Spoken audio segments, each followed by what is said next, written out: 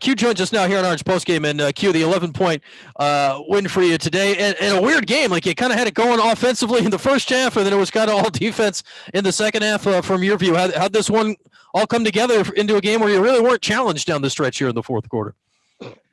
Well, first half when we played free and we played well, I probably overcoached them in the second half. So I got to take a lot of that heat. I slowed them down a little bit. We probably could have ran a little bit more, but I did slow that second half down. So a lot of it was me. And you look at how the game went on, Q.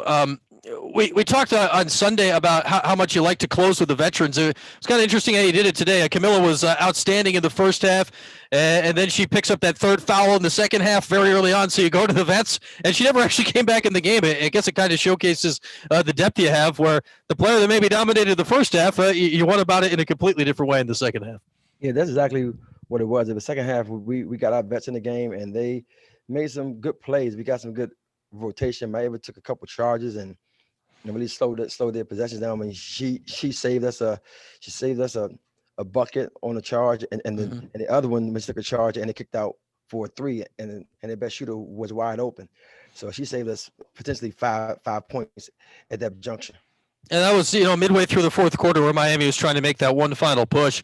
Interested about your defense was just talking about Miami stats. Kelsey Marshall, I mean, we knew what she was. She came in averaging 19 a game. You got off to the hot start. She hit 2 threes, had their first 6 points.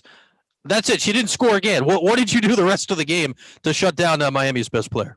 Well, she missed some shots, but honestly, we just knew she was their best shooter, and we had to take her out of the game. And we just did a really good job of shading to her side and just being really just smart and aware of where she is. And Kelsey's is a really good player, and you're not gonna really hold her down like that. So we gotta give a lot of credit to our team for being aware on where she is, but also too, we gotta just be honest. She missed a couple of shots, but she had some good looks.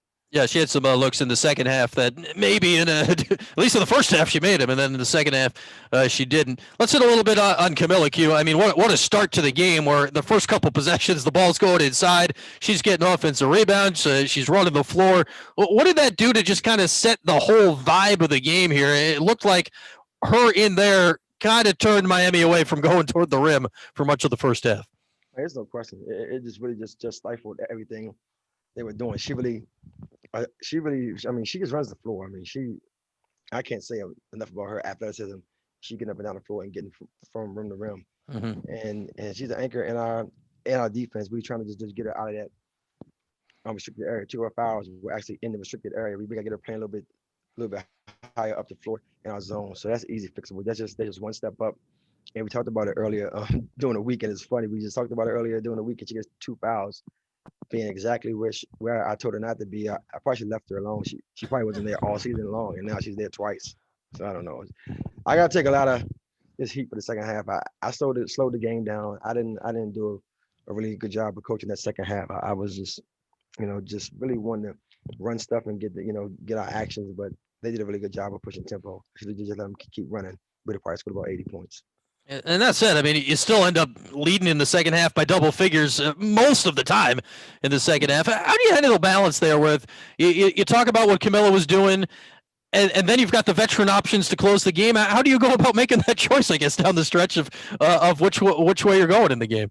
Well, we were just rolling, and they knew what, and our vets knew what they were doing. We ran a lot of stuff that we ran last year, late game, and just stuff that we went through a few times with Camilla. But that's a good thing about our team. We got a lot of balance. We can bring in vets to close games, and we got to just continue to be unselfish and continue to really pull for each other, and just understand that we're winning and we're playing these games to win every game. And we're doing a really good job of just rotating players in and out, and we got a good blend right now. What do you make of Tiana's game here today?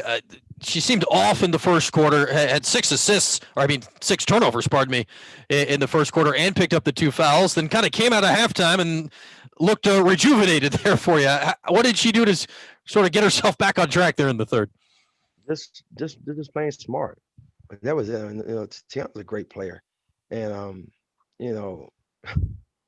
I don't know, man. You have a kid that beat cancer, and she's back on the court, and she's giving it everything she has, and she's obviously a little rusty.